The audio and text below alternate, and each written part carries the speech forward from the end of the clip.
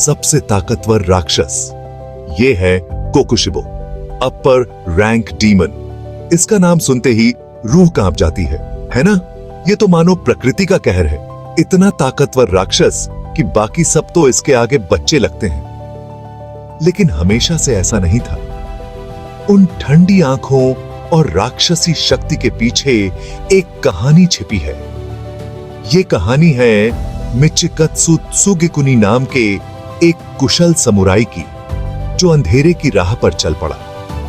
हम सबके अपने अपने राक्षस होते हैं, है ना? लेकिन कोकुशिबो के राक्षस तो असली थे। वो चाहता था कि वह बहुत ताकतवर बने और अमर हो जाए डेमन की ताकत से, समझ रहे हो? किसी भी चीज से ज्यादा। और इसी भूख ने उसे खुद शैतान से सौदा करने पर मजबूर कर दिया, मुजान किबुत्सुजी से। हैवान के पीछे का इंसान योरिची का जुड़वा भाई कोकुशिबो बनने से पहले वो मिचिकत्सु था, महान योरिची का जुड़वा भाई, जो अब तक का सबसे ताकतवर राक्षस हत्यारा था। सोचो, इतनी महानता की छाया में जन्म लेना। मिचिकत्सु खुद भी एक कुशल तलवारबाज था, लेकिन यह कभी काफी नहीं था। वो हमेशा इस बात से घिरा रहता था कि वो कितनी भी कोशिश कर ले, अपने भाई के स्तर तक नहीं पहुंच सकता। ईर्ष्या का बीज बोया जा चुका था। वो सबसे अच्छा बनना चाहता था। वो उस पहचान, उस ताकत का भूखा था जो इसके साथ आती थी। उसे अपने भाई से नफरत होने लगी, जिसकी उसे सबसे ज्यादा इज्जत करनी चाहिए थी। लेकिन किस्मत को तो कुछ और ही मंजूर था। ईर्ष्या की गिरफ्त में अंधेरे के बीज, ये बीज धीरे धीरे पनपते हैं और एक दिन वे हमारे भीतर एक भयानक वृक्ष का रूप ले लेते हैं। जैसे जैसे समय बीतता गया, मिचिकत्सु की ईर्ष्या बढ़ती गई। हर दिन, हर पल उसकी आंखों में जलन और दिल में जलन बढ़ती रही। ये एक भयानक राक्षस में बदल गई, जिसने उसके विचारों और इच्छाओं को विकृत कर दिया। उसकी आत्मा में अंधेरा फैलने लगा और उसकी सोच में विकृति आ गई। उसने देखा कि कैसे योरिची इतनी आसानी से तलवारबाजी में महारत हासिल कर लेता है, जैसे ये उसके लिए एक खेल हो। कैसे वो युद्ध के मैदान में इतनी आसानी से घूमता है, जैसे हवा में तैरता हो। उसकी हर चाल में एक अनोखी सहजता थी।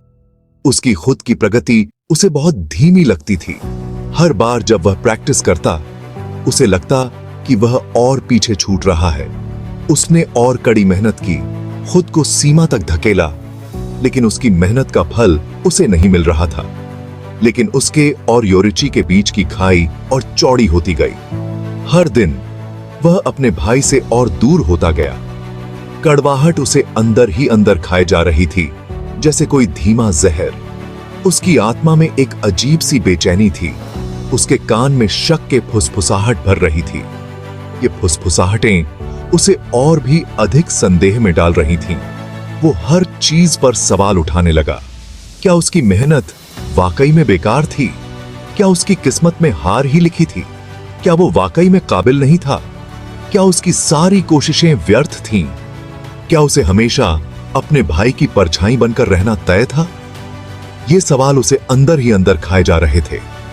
अंधेरे ने उसे एक जवाब दिया, एक रास्ता, एक ऐसा रास्ता जो उसे उसकी ईर्ष्या और कड़वाहट से मुक्ति दिला सकता था, लेकिन उसकी आत्मा को और भी गहरे अंधेरे में धकेल सकता था।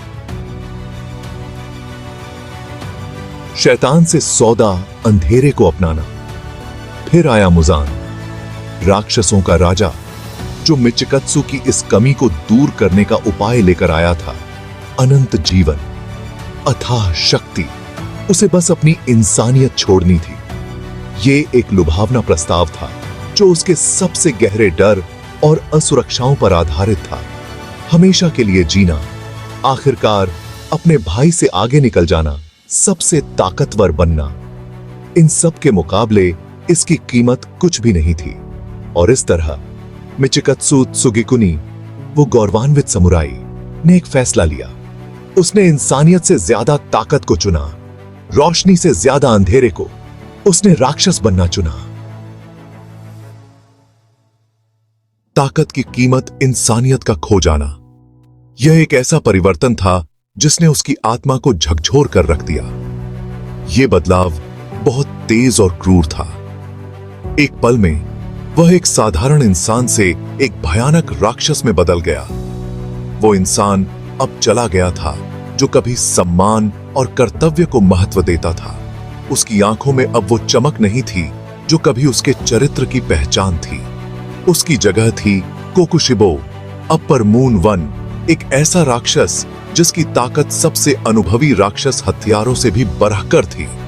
उसकी शक्ति ने उसे एक अजेय योद्धा बना दिया था, लेकिन इस ताकत के साथ एक भयानक कीमत भी चुकानी पड़ी। उसकी आत्मा में एक गहरा दर्द और संघर्ष था।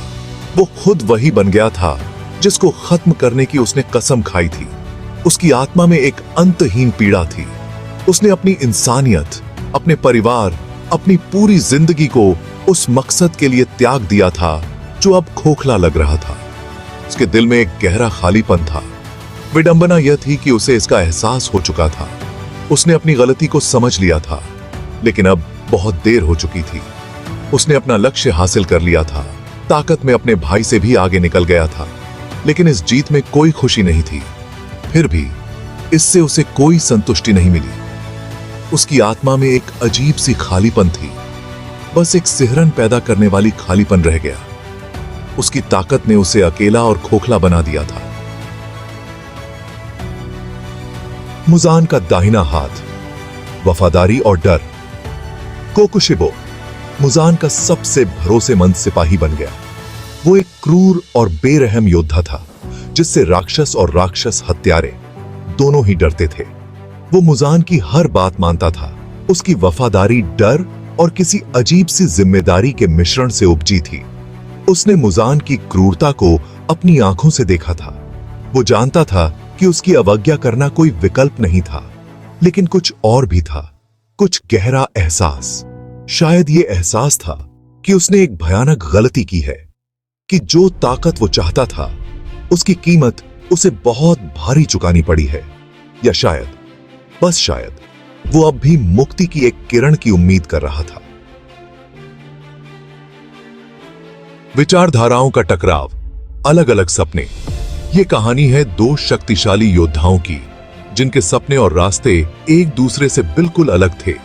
अपनी वफादारी के बावजूद कोकुशिबो और मुजान एक जैसे नहीं थे। दोनों के दिलों में अलग अलग इच्छाएं और सपने थे जो उन्हें एक दूसरे से दूर कर रहे थे। मुजान को बस अपने अस्तित्व की चिंता थी। मौत का डर उसे अंदर ही अंदर खाए जा रहा था। उसकी हर सोच और हर कदम का मकसद था खुद को बचाना और अमृता पाना। हालांकि कोकुशिबो अब भी अपने पिछले जीवन के अवशेषों से चिपका हुआ था। उसकी यादें और पुरानी इच्छाएं उसे चैन से नहीं रहने देती थीं। उसने मुजान में अपने ही अंधेरे का प्रतिबिंब देखा, उस रास्ते की याद दिलाता एक चेहरा जिसे उसने चुना था। दोनों के बीच एक अनकहा संबंध था जो उन्हें जोड़ता था। वो आदेशों का पालन करता था, लेकिन उनके बीच एक दूरी थी। उनके लक्ष्यों में एक बुनियादी अंतर था। कोकुशिबो के दिल में एक अलग ही आग जल रही थी। मुजान जीतना चाहता था, सब पर राज करना चाहता था। उसकी महत्वाकांक्षा उसे हर किसी से ऊपर ले जाना चाहती थी। वहीं दूसरी ओर कोकुशिबो बस अपने कौशल को निखारना चाहता था, सबसे बड़ा तलवारबाज बनना चाहता था। उसकी साधना और मेहनत उसे एक अलग ही दिशा में ले जा रही थी। राक्षस बनने के बाद भी ये चाहत उससे कभी दूर नहीं हुई। उसकी तलवारबाजी की यात्रा उसकी आत्मा की गहराइयों में बसी हुई थी और यही उसे आगे बढ़ने की प्रेरणा देती थी। एक योद्धा का अंत, पछतावा और स्वीकृति। अंत में कोकुशिबो का अंत उसी संस्था के हाथों हुआ जिसकी रक्षा करने की उसने कभी कसम खाई थी। जैसे ही वो मरने लगा, उसके ऊपर एक अजीब सी शांति छा गई। उसने पछतावे से भरी जिंदगी जी थी, अपने द्वारा लिए गए फैसलों से पीछा छुड़ाते हुए, लेकिन अपने आखिरी पलों में उसने अपनी गलतियों को स्वीकार करते हुए मुक्ति पाई। उसने गलत रास्ता चुना था, लेकिन कम से कम वो अपनी मौत का सामना गरिमा के साथ कर सकता था। उसकी मौत इस बात का प्रमाण थी कि सबसे ताकतवर राक्षस भी अजेय नहीं होते। ये मानवीय भावना की स्थायी ताकत अच्छाई बनाम बुराई में अटूट विश्वास का प्रमाण था। निष्कर्ष, एक गिरे हुए समुराई की विरासत। कोकुशिबो की कहानी एक त्रासदी है। ये कहानी है एक ऐसे इंसान की जो अपनी ही महत्वाकांक्षा का शिकार हो गया, जिसने ताकत की चाह में सब कुछ गंवा दिया। वो एक सीख देने वाली कहानी है जो हमें याद दिलाती है कि नेक इरादे वाले लोग भी अंधेरे के जाल में फंस सकते हैं। उसकी विरासत जटिल है, जो उसकी अविश्वसनीय ताकत और उसके दुखद पतन दोनों से ही चिह्नित है। वो हमें याद दिलाता है कि सबसे बुरे समय में भी मुक्ति की उम्मीद हमेशा बनी रहती है, और ये कि मानवता की अदम्य भावना से सबसे ताकतवर राक्षसों को भी हराया जा सकता है। Subscribe for more. Thank you for watching.